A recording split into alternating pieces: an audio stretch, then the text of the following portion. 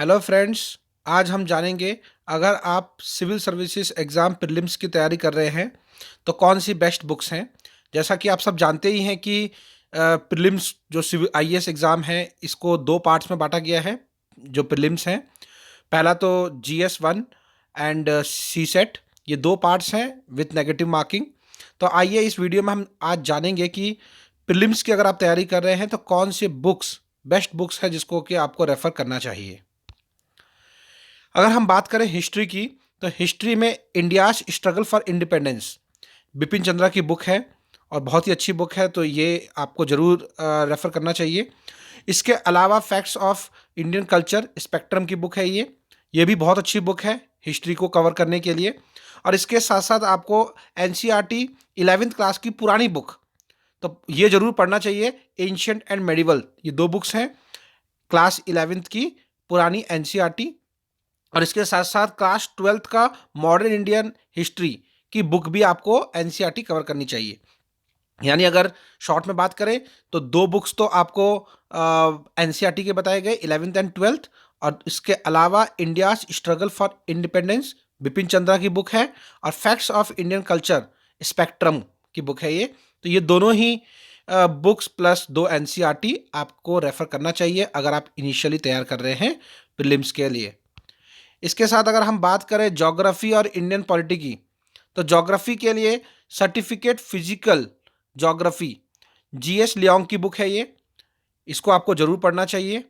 इसके साथ साथ एनसीईआरटी 6 से लेकर 10th क्लास तक ओल्ड सिलेबस की और नए सिलेबस दोनों ही आपको कवर करने पड़ेंगे। ओल्ड सिलेबस में थोड़ा डीपली है, नए सिलेबस में थोड़ा सा आप कह सकते हैं कि सिलेबस को रिड्यूस किया गया है।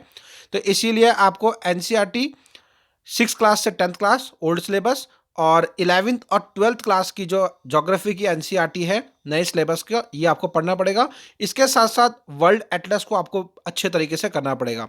अगर इंडियन पॉलिटी की बात करें, पॉलिटिकल साइंस की, तो इसमें सबसे इंपॉर्टेंट बुक है इंडियन पॉलिटी एम लक्ष्मीकांत की जो बुक है, ये बहुत ही ज़्यादा इंपॉर्टेंट बुक हो जाती है एग्ज़ाम के लिए।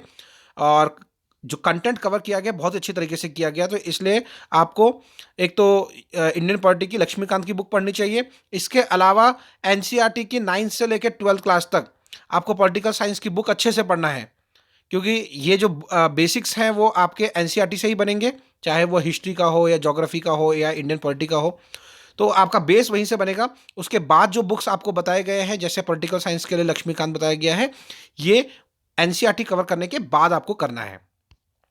आइए अब जानते हैं कि इकोनॉमिक्स और इंटरनेशनल रिलेशंस के लिए कौन सी बुक बेस्ट है। अगर हम बात करें इकोनॉमिक्स की, तो इंडियन इकोनॉमी, ये रमेश सिंह की बुक है।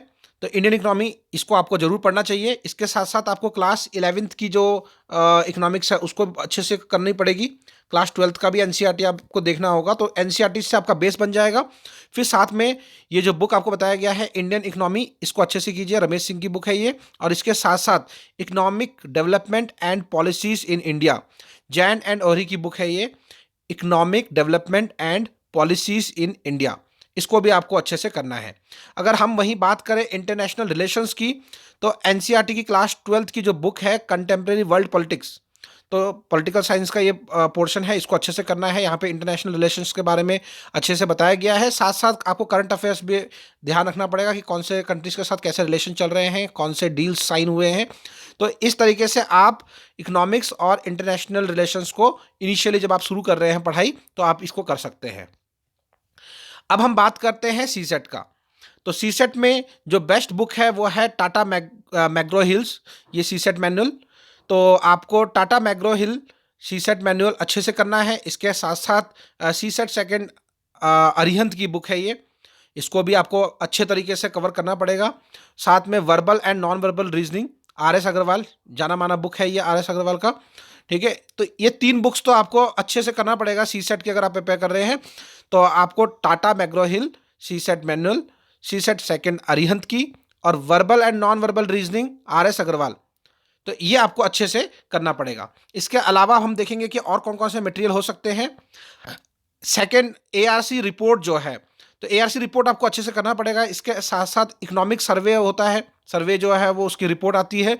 जो लेटेस्ट इकोनॉमिक सर्वे है उसको आप देखिए, लेटेस्ट बजट को आपको अच्छे से तरीके से देखना है। फाइनेंस कमीशन रिपोर्ट जो लेटेस्ट पब्लिश होती है उसको आपको अच्छे से देखना है कि उसके अंदर क्या क्या वैल्यूएबल पॉइंट्स हैं। इसके साथ साथ आपको एनुअल रिपोर्ट्स जो सेंट्रल मिनिस्ट्रीज़ की आती है उसको देखना है।